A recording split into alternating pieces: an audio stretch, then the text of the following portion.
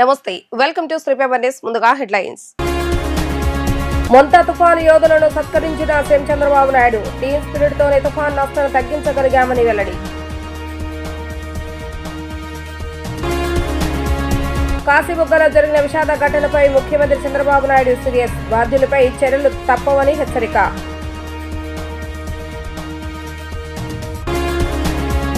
కాశీబుగ్గ వెంకటేశ్వర ఆలయం ప్రభుత్వ దేవాదాయ శాఖ పరిధిలో లేదన్న దేవాదాయ శాఖ మంత్రి ఆనం రామనారాయణ రెడ్డి.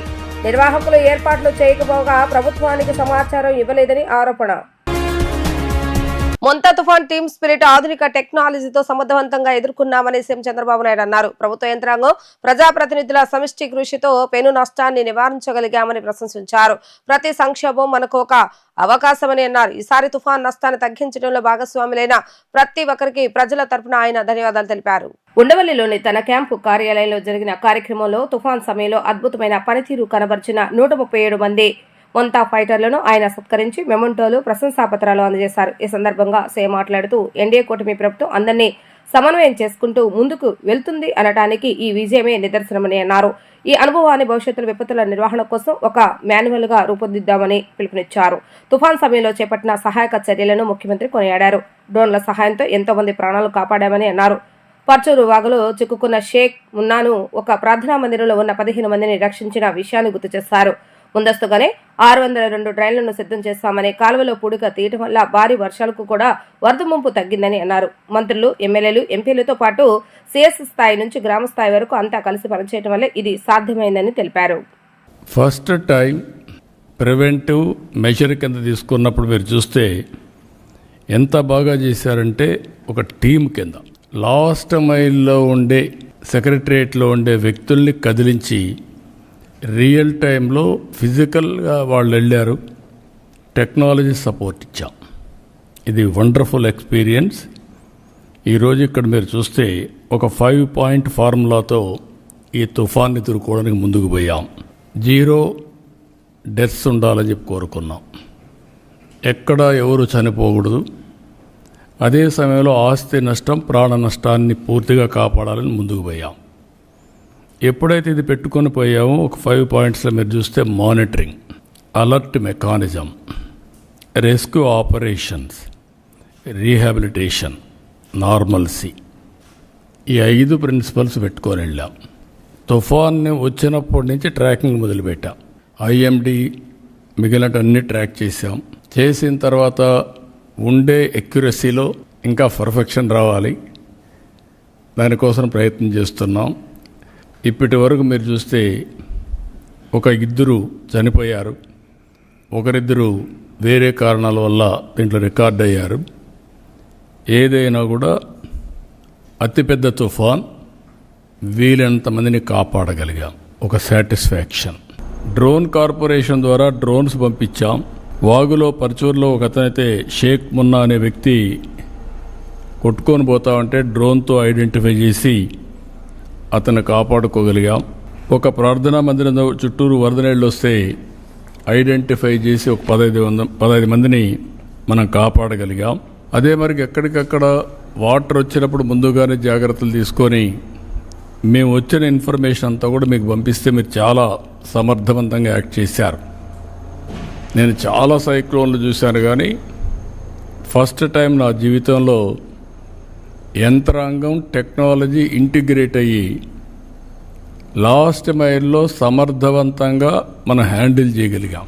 ఇంకొక పక్క మీరు ఒకసారి చూస్తే దీనికోసం 602 డ్రోన్స్ పెట్టుకున్నాం. ప్రిపేర్డ్నెస్ పర్ఫెక్ట్గా చేశాం. ఎక్కడైనా సరే స్టాండర్డ్స్ ఎస్ఓపి పెట్టుకొని వీలైనంత వరకు ఎంతవరకు ఇవన్నీ కాపాడగలుగుతామో డ్రోన్ ద్వారా కానీ, సెటిలైట్ మ్యాప్లు కానీ, లేకుంటే వేరియస్ యాంగిల్స్లో తీసుకొని మనం ముందుకు పోయి కడాన మీరు చూస్తే సీసీటీవీ కెమెరాలో టౌన్స్లో ఫ్లడ్ మేనేజ్మెంట్ ఏ విధంగా చేయొచ్చునో అనలైజ్ చేసి అలర్ట్స్ పంపించే పరిస్థితికి వచ్చాం. ప్రతి ఒక్క టౌన్లో సీసీటీవీ కెమెరాలు ఉన్నాయి. అవన్నీ అనలైజ్ చేసుకుంటున్నాం. అనలైజ్ చేసుకొని మన వాళ్ళు ఫ్లడ్ మేనేజ్మెంట్ చేశారా లేదా, ముందస్తు జాగ్రత్తగా మనం చేసిన పని అన్ని డ్రైన్స్ అన్ని క్లీన్ చేయించాం. ఇంకొక పక్క ప్రజాప్రతినిధులు ఈరోజు ఈ మీటింగ్కి ముగ్గురిని పిలిచాం. ఒక పక్క అధికార యంత్రాంగం మొత్తం ఉన్నారు, బాగా ఫీల్డ్లో పనిచేశారు. ఎమ్మెల్యేలు, ఎంపీలు పొలిటికల్ లీడర్షిప్ ఇచ్చారు మంత్రులు. మీరు that is a very good experience. ఎప్పుడు కూడా పొలిటికల్ మేనేజ్మెంట్ ప్రజాప్రతినిధులు చేయాలి. అధికార యంత్రాంగం సమర్థవంతంగా వాళ్ళకుండే అధికారాలు ఉపయోగించుకొని అక్కడ మనం ఏమనుకుంటాం అవన్నీ వాళ్ళు చేయగలిగి రెండు కూడా కలిపి చేయగలిగితే చాలా మంచి ప్రయోజనాలు వస్తాయి. NDRF, SDRF, fire services extraordinary work చేశారు. పోలీస్, రెవెన్యూ, ఆల్ డిపార్ట్మెంట్స్, ఒక డిపార్ట్మెంట్ కాదు అన్ని డిపార్ట్మెంట్లు చాలా బాగా చేశారు. కాశీబుగ్గపట్నంలో ఒక ప్రైవేటు వ్యక్తి వెంకటేశ్వర స్వామి దేవాలయం కట్టారని, కార్తీక మాసం సందర్భంగా చాలా మంది దర్శనానికి వెళ్లారని సీఎం చంద్రబాబు నాయుడు తెలిపారు. దీనిపై పోలీసులకు ముందస్తు సమాచారం ఇవ్వలేదని ఆగ్రహం వ్యక్తం చేశారు. పోలీసులకు సమాచారం ఇచ్చి ఉంటే బందోబస్తుకు పెట్టేవాళ్లమని చెప్పారు. తొక్కిసలాట ఘటనలో 10 మంది వరకు చనిపోయారని, ఇది చాలా బాధాకరమైన విషయమని ఆయన ఆవేదన వ్యక్తం చేశారు.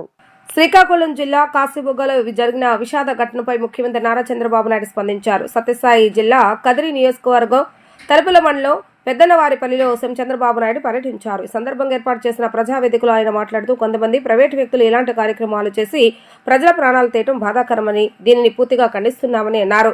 తుఫాన్లో ముందస్తు ప్రణాళిక ద్వారా ఎక్కువ ప్రాణ నష్టం లేకుండా చూడగలిగామని, తొక్కిసలాట్లో ఇంతమంది మృతి చెందడం బాధాకరమని అన్నారు. ఈ ఘటనను ప్రభుత్వం చాలా సీరియస్ గా తీసుకుంటుందని, విచారణ జరిపి బాధ్యులైన వారిపై చర్యలు తీసుకుంటామని స్పష్టం చేశారు. ఇలాంటి సంఘటనలు రాష్ట్రంలో జరగడానికి వీలు లేదని అన్నారు. తొక్కిసలాట్లో చనిపోయిన కుటుంబాలకు ప్రగాఢ సానుభూతి తెలియజేశారు. దేవుడి సన్నిధిలో అమాయకులు ప్రాణాలు కోల్పోయారని బాధపడ్డారు. కాశీబుగ్గలో జరిగిన ఘటనపై దిగ్భ్రాంతి వ్యక్తం చేస్తున్నట్లుగా తెలిపారు. చనిపోయిన వారి ఆత్మకు శాంతి చేకూరాలని కోరుతూ ముఖ్యమంత్రి నారా చంద్రబాబు నాయుడు 2 నిమిషాల పాటు మౌనం పాటించారు. కాశీబుగ్గ టౌన్లో ఒక ప్రైవేటు వ్యక్తి వెంకటేశ్వర దేవాలయాన్ని కట్టాడు. అక్కడి నుంచి కార్తీక మాసం ఈరోజు చాలామంది అక్కడ దర్శనానికి వెళ్ళిపోయారు. కనీసం ఆయన చేసినప్పుడు పోలీసుకు కూడా చెప్పలేదు. చెప్పుంటే పోలీస్ ప్రొటెక్షన్ పెట్టి ఎక్కడికక్కడ కంట్రోల్ చేసేవారం. అది చేయని దానివల్ల 9 మంది తొక్కిడికి గురయ్యి చనిపోయే పరిస్థితికి వచ్చారు. 5 మందికి ఇంజరీస్ కూడా అయినాయి. ఇది చాలా బాధాకరం.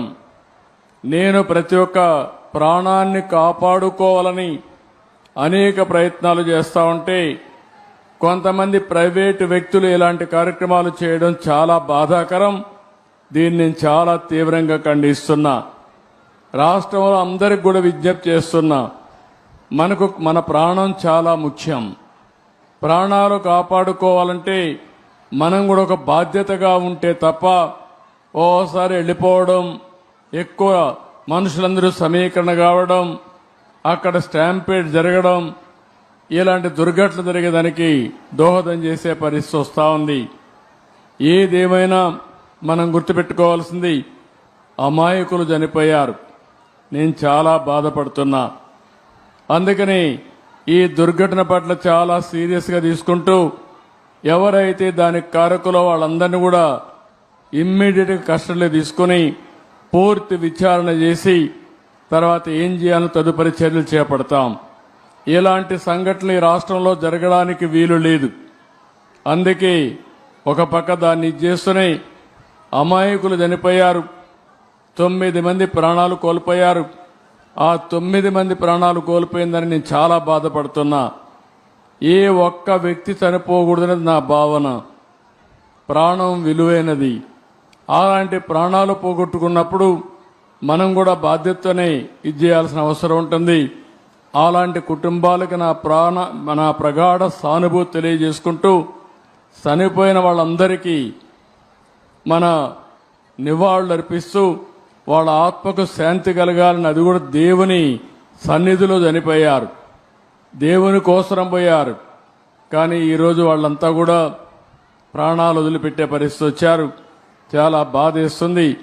ఏదేమైనా మనం అందరం నిమిత్త మాత్రం. ఓసారి సంఘటనలు జరుగుతాయి. జరగకూడదని ఎన్ని ప్రయత్నాలు చేసినా కొన్ని సంఘటనలు జరుగుతున్నాయి. నేను ఆ విషయాలను కూడా మీతో మళ్లీ మాట్లాడతాను. కాశీబుగ్గలో జరిగిన సంఘటన పట్ల దిగ్భ్రాంతిని వ్యక్తం చేస్తూ చనిపోయిన వారి పట్ల నా ప్రగాఢ సానుభూతి తెలియజేసుకుంటూ వారికి ఆత్మశాంతి కలగాలని భగవంతుని మనస్ఫూర్తిగా ప్రార్థిస్తూ ఈ కుండ అందరూ కూడా లేచి 2 నిమిషాలు మౌనం పాటించాల్సిందిగా మిమ్మల్ని అందరినీ కోరుతున్నా.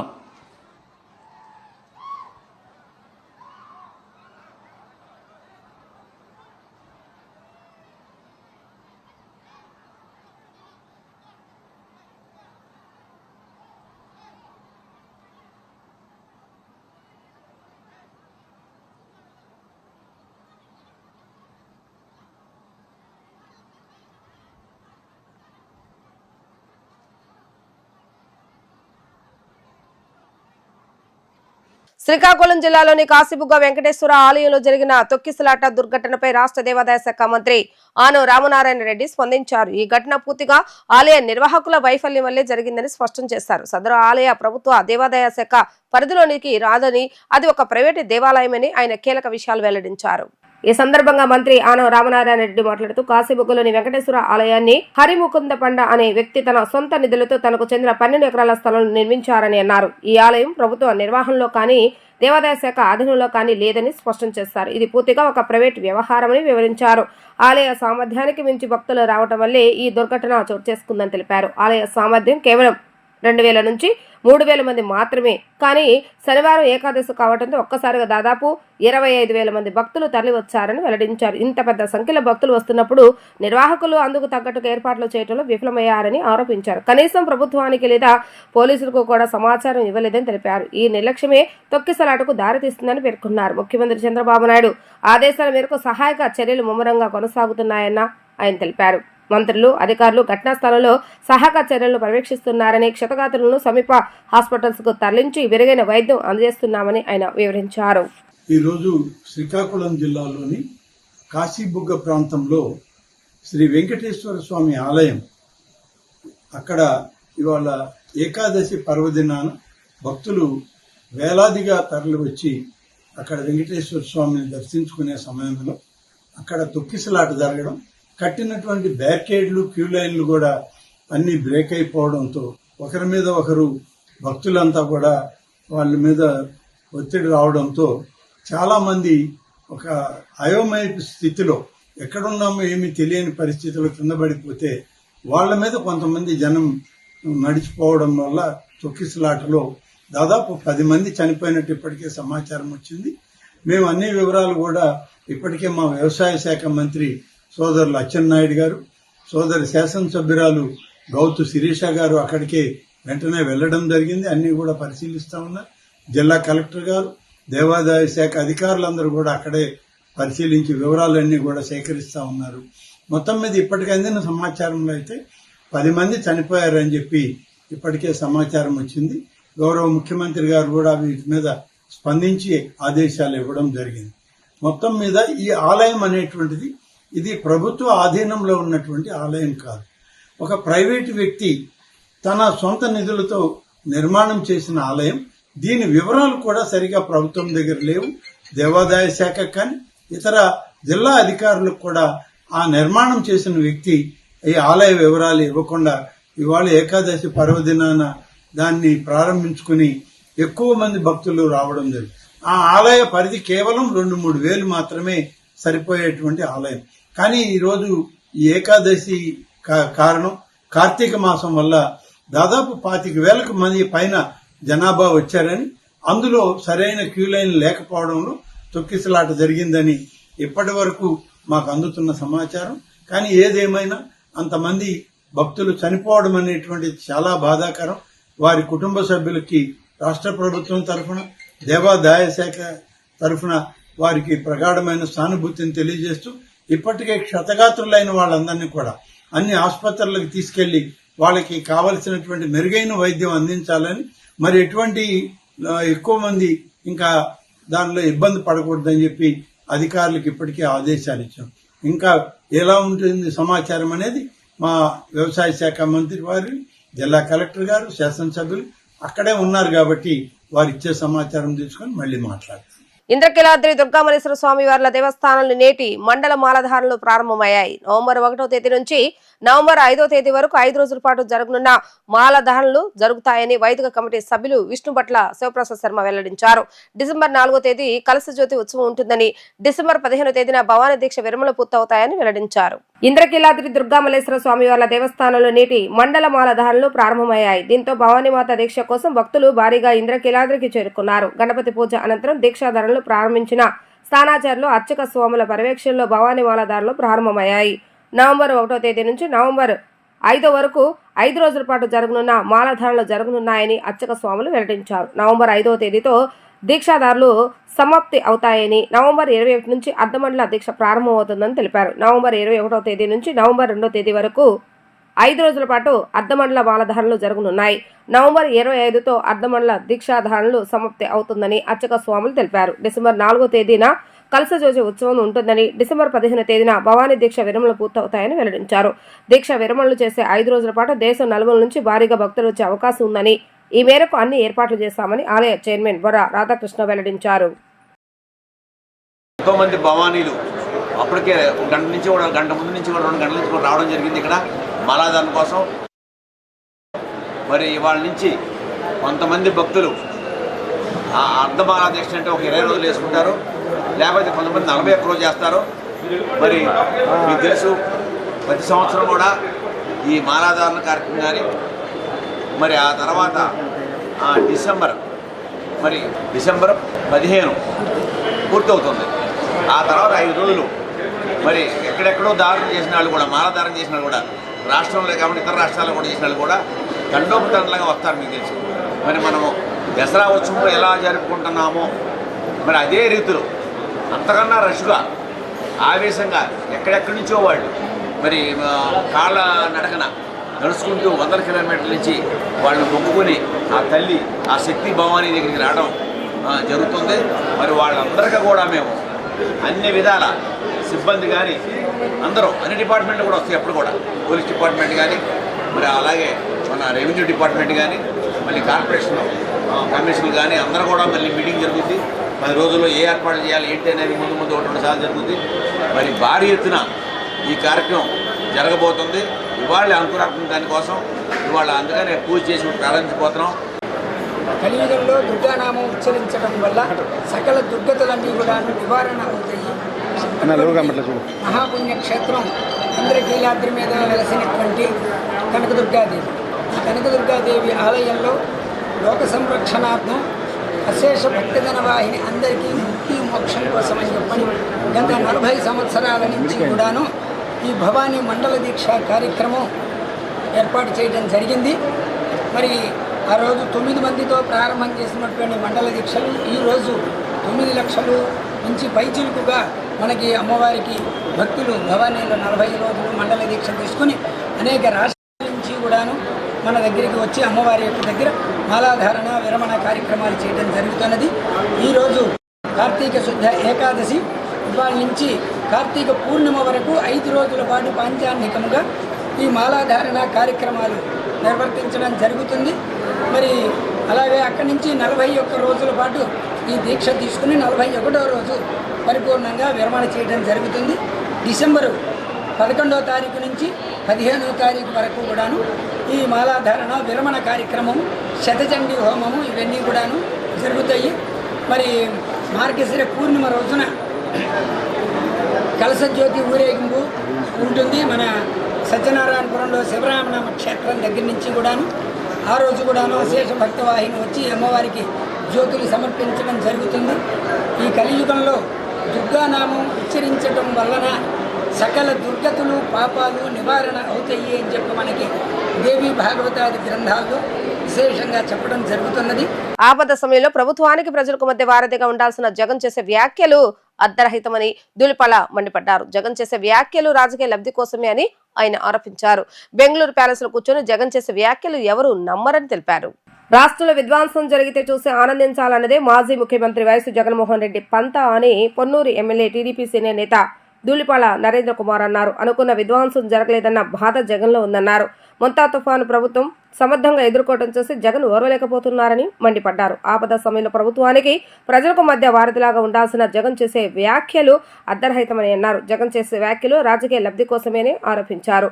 బెంగళూరు ప్యాలెస్ లో కూర్చొని జగన్ చేసే వ్యాఖ్యలు ఎవరు నమ్మరని తెలిపారు. ఇన్సూరెన్స్ కట్టకుండా పంట బీమా చెల్లించమని జగన్లా కూటమి ప్రభుత్వం అసత్యాలు చెప్పదన్నారు. పంట నష్టమైన ప్రతి ఒక్కరిని ప్రభుత్వం ఆదుకుంటుందంటూ స్పష్టం చేశారు. అప్పుడు సీఎంగా జగన్ పొలంలో అడుగు పెట్టలేదని, ఇప్పుడు కూడా అడుగు పెట్టడం లేదని విమర్శించారు. ఆపద కాలంలో జగన్ చేసే వ్యాఖ్యలు అర్ధరహితమని ధూళిపాళ్ల నరేంద్ర విమర్శలు గుప్పించారు. గౌరవ ప్రతిపక్ష నాయకులు జగన్మోహన్ రెడ్డి అంటే ఆయన వ్యాఖ్యలు చూస్తే అది మరి ఇటువంటి ఆపత్ సమయంలో ప్రభుత్వానికి ప్రజలకి అండగా ఉండాల్సిన వ్యక్తి చేస్తా ఉన్న వ్యాఖ్యలు చూస్తే అవి చాలా బాధాకరం కలిగిస్తాయి. ఆయన అధికారంలో ఉన్నప్పుడు ఈ రాష్ట్రంలో ఎన్నో తుఫాన్లు వచ్చినాయి, రైతులు వేల ఎకరాల్లో పంట నష్టపోయారు. ఎప్పుడు ఏ రోజు కూడా కాలు పంట చేలో పెట్టని వ్యక్తి ఇవాళ ఎక్కడో బెంగళూరులో ప్యాలెస్లో కూర్చొని మరి వాళ్ళ పార్టీ యంత్రాంగంతో సమీక్ష జరిపినట్టు. రెండోది, ఇది తుఫాన్ అనేది ప్రభుత్వం వైఫల్యం వల్ల తుఫాన్ వచ్చిందని చెప్తా ఉన్నాడు. ఇది చాలా కనీసమైన ఆలోచన కూడా ఆయనకి లేదు అనేది స్పష్టమవుతా ఉంది. ఎందుకంటే తుఫాన్లు ఎవరికి చెప్పిరావు. తుఫాన్లు ఆపటం అనేది ప్రభుత్వాల వల్ల సాధ్యపడేది కాదు. తుఫాను గమనాల్ని ఆపగలిగే శక్తి కూడా ఎవరికి లేదు. కాకపోతే తుఫాను వల్ల జరిగే నష్టాన్ని ఆపే పరిస్థితి ప్రభుత్వాలకు ఉంది.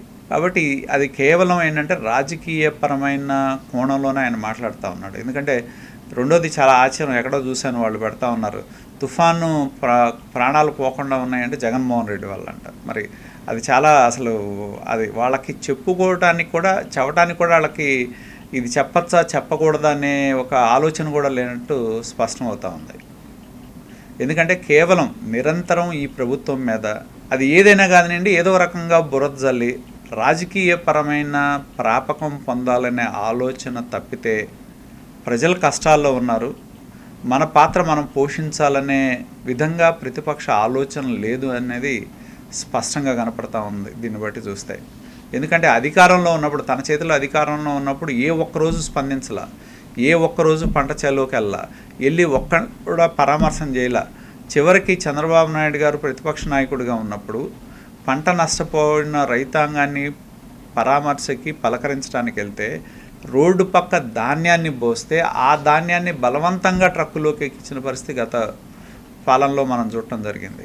కాబట్టి ఇవాళ ముఖ్యమంత్రిగా చంద్రబాబు నాయుడు గారు మరి పంట నష్టం వరదలు రాగానే ఆయన ఏరియల్ సర్వే చేయటం, ఆ ప్రాంతానికి వెళ్ళటం, రైతాంగంతో మాట్లాడటం, వాళ్ళకు ఆత్మస్థైర్యం కలిగే విధంగా మనోధైర్యాన్ని ఇవ్వటం, జరిగిన నష్టాన్ని మొన్న కూడా మనం చూసాం, గత తుఫాన్లో వచ్చిన నష్టాన్ని వారం రోజుల్లోనే పంట నష్టపరిహారాన్ని రైతుల అకౌంట్స్లో జమ చేయడం జరిగింది. మరి ఇవాళ కూడా ప్రభుత్వం ఎక్కడైతే పంట నష్టం జరిగిందో ఈస్ట్ వెస్ట్ గోదావరిలో కానీ ఎక్కడైనా సరే పంట నష్టం జరిగిందో ఆ ప్రాంతాల్లో అధికార యంత్రాంగానికి ఆదేశాలు ఇచ్చి వాటిని పంట నష్ట వివరాలను సేకరించి త్వరలోనే నష్టపరిహారం ఇచ్చే విధంగా చేయాలని కూడా మరి ఆదేశించడం జరిగింది. అదేవిధంగా ఎవరైతే వీటిలో ముందస్తుగా తీసుకొచ్చి క్యాంప్స్లో పెట్టారో ఆ క్యాంప్స్లో పెట్టిన వాళ్ళకి 3,000 రూపాయల యొక్క 1,000 రూపాయలు ప్రతి ఒక్క వ్యక్తికి కావాల్సిన నిత్యావసర సరుకులు ఇచ్చే విధంగా ప్రభుత్వం వెంటనే స్పందించి ఇవ్వటం జరిగింది. ప్రభుత్వాల యొక్క బాధ్యత ఏంటంటే ప్రజలకు ఇబ్బంది అయినప్పుడు ప్రభుత్వం స్పందించాలి. ఆ స్పందించే మనస్తత్వం, స్పందించే గుణం ఈ ప్రభుత్వానికి ముఖ్యమంత్రి చంద్రబాబు నాయుడు గారికి ఉంది. కాబట్టి వెంటనే స్పందించి ఇటువంటి పరిస్థితుల్లో మరి రైతాంగాన్ని కానీ ప్రజానికాన్ని ఆదుకునే విధంగా చర్యలు తీసుకోవడం జరిగిందని చెప్పి తెలియజేస్తా ఉన్నా. ముఖ్యమంత్రి చంద్రబాబు నాయుడు తాను 3 దశాబ్దాల క్రితం ఉపయోగించిన అంబాసిడర్ కారును పరిశీలించి దాంతో అనుబంధాన్ని గుర్తు చేసుకున్నారు. ఇప్పటివరకు హైదరాబాద్ లో ఉన్న ఈ కారును అమరావతిలోని తెలుగుదేశం పార్టీ కేంద్ర కార్యాలయంలో ఇకపై ఉంచనున్నారు. పార్టీ కార్యాలయానికి వచ్చి తిరిగి వెళ్తున్న సమయంలో ఆనాడు తాను వాడిన అంబాసిడర్ కారును చంద్రబాబు నాయుడు పరిశీలించి ఆ కారులో తన ప్రయాణ స్మృతులను గుర్తు చేసుకున్నారు. ముఖ్యమంత్రి నారా చంద్రబాబు నాయుడు తాను 3 దశాబ్దాల క్రితం ఉపయోగించిన అంబాసిడర్ కారును పరిశీలించి ఆ కారుతో ఉన్న అనుబంధాన్ని గుర్తు చేసుకున్నారు. 393 నెంబర్తో ఉండే ఈ అంబాసిడర్ కారు చంద్రబాబు నాయుడు సొంత వాహనం. ఉమ్మడి రాష్ట్ర ముఖ్యమంత్రిగా 393 నెంబర్ ఉన్న అంబాసిడర్ కాన్వాయ్లో ముఖ్యమంత్రి రాష్ట్రంలో విస్తృతంగా పర్యటించేవారు. 393 అంబాసిడర్ అంటేనే సిబిఎన్ బ్రాండ్ కార్ అనేలాగా ఈ కారు గుర్తింపు పొందింది. ప్రస్తుతం 4వ సీఎంగా ఉన్న చంద్రబాబు నాయుడు భద్రతా పరంగా ఆధునిక వాహనాలు వినియోగిస్తున్న తన సొంత కారు అయిన నాటి అంబాసిడర్ను మాత్రం అపురూపంగానే చూసుకుంటున్నారు. అప్పటి వరకు హైదరాబాద్లో ఉన్న ఈ కారును అమరావతిలోని తెలుగుదేశం పార్టీ కేంద్ర కార్యాలయంలో ఇకపై ఉంచనున్నారు. పార్టీ కార్యాలయానికి వచ్చి తిరిగి వెళ్తున్న సమయంలో ఆనాడు తాను వాడిన అంబాసిడర్ కారును చంద్రబాబు నాయుడు పరిశీలించి ఆ కారులో తన ప్రయాణ స్మృతులను గుర్తు చేసుకున్నారు. భావితరాలకు స్ఫూర్తిని అందించేలాగా ఎన్టీఆర్ జిల్లాలోని ప్రతి నియోజకవర్గంలో ఎన్టీఆర్ సర్కిల్ ను ఏర్పాటు చేస్తామని విజయవాడ ఎంపీ కేశవ శివనాథ్ తెలిపారు. ప్రజలందరికీ నచ్చే విధంగా ఎన్టీఆర్ సర్కిల్ ను తీర్చిదిద్దుతామని అన్నారు. విజయవాడ తూర్పు నియోజకవర్గంలోని పడమట ఎన్టీఆర్ సర్కిల్ ఆధునీకరణ పనులను ఎంపీ కేశవ శివనాథ్ ఎమ్మెల్యే గద్దె రామ్మోహన్ పరిశీలించారు. ఈ సందర్భంగా ఎంపీ కేశవ శివనాథ్ మీడియాతో మాట్లాడుతూ పడమట ఎన్టీఆర్ సర్కిల్లో చేపట్టిన ఆధునీకరణ పనులను ఎమ్మెల్యే గద్దె రామ్మోహన్ తో కలిసి పరిశీలించడం జరిగిందన్నారు. ఎమ్మెల్యే గద్దె రామ్మోహన్ కొన్ని సూచనలు చేయడం జరిగిందని అందుకు అనుగుణంగా మార్పులు చేసి అతి త్వరలో ఎన్టీఆర్ సర్కిల్ ను ప్రజలకు అందుబాటులోకి తీసుకొస్తామని అన్నారు. అలాగే వెస్ట్ నియోజకవర్గంలో ఎన్టీఆర్ సర్కిల్ ఏర్పాటు సన్నాహాలు మొదలైనట్లుగా తెలిపారు. అనంతరం ఎమ్మెల్యే గద్దె రామ్మోహన్ మాట్లాడుతూ విజయవాడలో ఎన్టీఆర్ సర్కిల్ అంటే పడమట సెంటర్ మాత్రమే గుర్తుకొస్తుందన్నారు. ఎన్టీఆర్ సర్కిల్ తో పాటు ఎన్టీఆర్ విగ్రహానికి మరిన్ని హంగులు తీసుకొచ్చేందుకు ఒక డిజైన్ అప్రూవల్ చేయడం జరిగిందన్నారు. ఏటి నుంచి చూసినా ఎన్టీఆర్ విగ్రహం కనిపించే విధంగా ఆధునీకరణ పనులు చేపట్టడం జరిగిందన్నారు. ఈ ఆధునీకరణ పనులకు ఎంపీ కేశవ శివనాథ్ కార్యకర్తలు ప్రజల అభిప్రాయాలు తీసుకుని తగిన విధంగా తీర్చిదిద్దడం జరుగుతుందన్నారు. మన ఆరాధ్య దైవం అన్న నందమూరి తారక రామారావు గారి విగ్రహం కొత్తగా ఈ సర్కిల్ అంతా కూడా రెనోవేట్ చేయడానికి పూనుకున్న సందర్భంగా కొంత వర్క్ జరగడం జరిగింది. ఈ వర్క్ని ఏమేమి అబ్జెక్షన్స్ ఉన్నాయో పరిశీలించడానికి గౌరవ ఎమ్మెల్యే గద్దె రామ్మోహన్ రావు ఆధ్వర్యంలో నేను ఇక్కడున్న కార్పొరేటర్లు అందరం కూడా ఇక్కడికి వచ్చి ఈ విగ్రహాన్ని పరిశీలించడం జరిగింది. కొంచెం చిన్న చిన్న పనులు మార్పులు సూచించడం గద్దె రామ్మోహన్ రావు సూచించడం జరిగింది. వాటికి అనుగుణంగా మార్పులు చేసి అతి త్వరలో ఈ ఎన్టీఆర్ సర్కిల్లో అత్యంత ప్రతిష్టాత్మకమైన ఈ రామారావు గారి విగ్రహాన్ని చుట్టూ కూడా సుందరీకరణగా తయారు చేసి చక్కటి అన్నగారిని స్మరించుకునే విధంగా అందరం కూడా ఇక్కడ చాలామంది ఎన్నో కార్యక్రమాలు ఇక్కడ పార్టీ ఏ కార్యక్రమం మొదలుపెట్టినా కూడా అన్నగారి విగ్రహం దగ్గర దండేసి కార్యక్రమాలు మొదలు పెడతాం. అటువంటి విగ్రహం విజయవాడలో వాళ్ళ ఎన్టీఆర్ సర్కిల్ అంటే అంత ఫేమస్ సర్కిల్ చక్కటి ఐలాండ్గా తయారయ్యే విధంగా ఇక్కడ ఉన్న తెలుగుదేశం నాయకులు అందరం కూడా దీన్ని కృషి చేస్తాం. తప్పకుండా రాబోయే భావితరాలకి ఇటువంటి ప్రతి నియోజకవర్గంలోనూ ఎన్టీఆర్ సర్కిల్ ఉండే విధంగా మేము కృషి చేస్తున్నాం. విజయవాడలో తప్పకుండా వెస్ట్ నియోజకవర్గంలో కూడా ఆల్రెడీ ప్లాన్ జరుగుతుంది. ఇవాళ తూర్పు నియోజకవర్గంలోనే కాకుండా ఇక్కడ ఈ ఎన్టీఆర్ సర్కిల్ మొత్తం విజయవాడ మొత్తం ఉన్న అభిమానులందరూ వస్తారు కాబట్టి ఇది మరింత అందంగా ఉండేటట్టు తయారు చేస్తామని తెలియజేసుకుంటున్నాం. అందరికీ ధన్యవాదాలు. Thank you. విజయవాడకి ఎన్టీఆర్ సర్కిల్ అంటే ఈ ప్రాంతమే అందరికీ గుర్తొచ్చే ప్రాంతం. దానిలో ఆ విగ్రహానికి మరింత అంగులు తేవాలని చెప్పి ఒక డిజైన్ అప్రూవ్ చేయడం జరిగింది. కన్స్ట్రక్షన్ అయిన తర్వాత అనేక మంది నుంచి అబ్జెక్షన్లు వచ్చాయి. ఎన్టీ రామారావు చుట్టూ కనపడాలి, ఏ మూలకు వచ్చిన ఎన్టీ రామారావు సర్కిల్ ఎన్టీ రామారావు కనపడాలి. అందువలన దానికి వాళ్ళ ఇంజనీర్ని కాంట్రాక్టర్స్ని మరి ఎంపీ గారు మా తెలుగుదేశం పార్టీ ఆది నుంచి కూడా ఈ సర్కిల్ ఏర్పాటు చేయడానికి కృషి చేసిన మాజీ కార్పొరేటర్లు కానీ కార్పొరేటర్లు కానీ అందరి యొక్క సలహాల మేరకు దాన్ని వీలైనంత సుందరంగా అందరికీ ఇక్కడ రాగానే ఒక భక్తిభావం ఏర్పడుతుంది.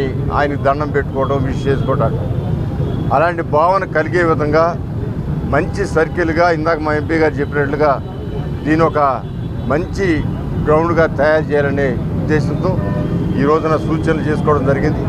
ఇంకా కూడా అవి తయారైన తర్వాత ఉన్న లుక్ను బట్టి పబ్లిక్ ఒపీనియన్ బట్టి ఏమైనా మార్పులున్నా కూడా చేసుకునే విధంగా దాన్ని ఏర్పాటు చేయడం జరుగుతుంది.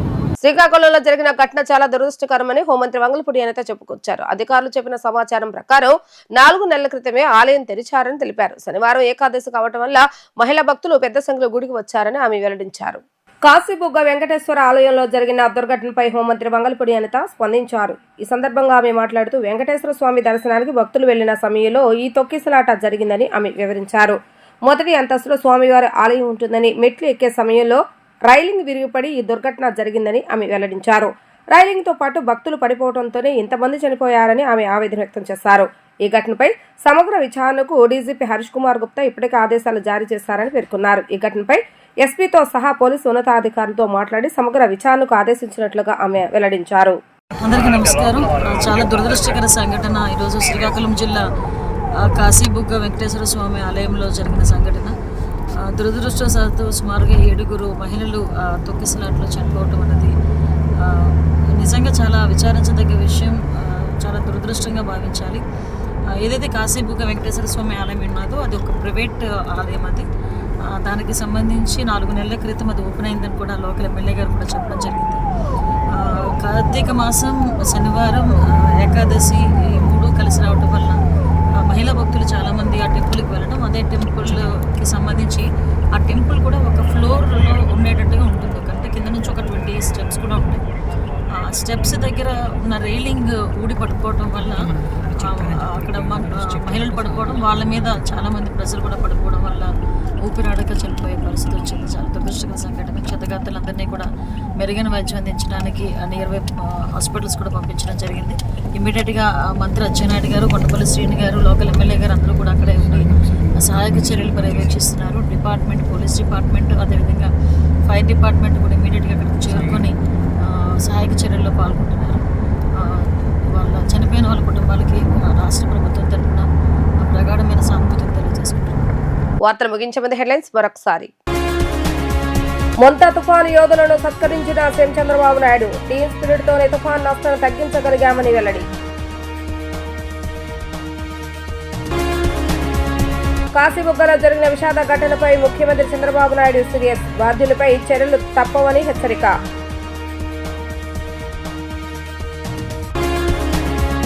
కాశీబుగ్గ వెంకటేశ్వర ఆలయం ప్రభుత్వ దేవాదాయ శాఖ పరిధిలో లేదన్న దేవాదాయ శాఖ మంత్రి ఆనం రామనారాయణ రెడ్డి. నిర్వాహకులు ఏర్పాట్లు చేయకపోగా ప్రభుత్వానికి సమాచారం ఇవ్వలేదని ఆరోపణ. ఇవి ఈరోజు వార్తా విశేషాలు. మరల తిరిగి ప్రసారమే వార్తలు మళ్ళీ కలుద్దాం. అంతవరకు సెలవు. నమస్కారం.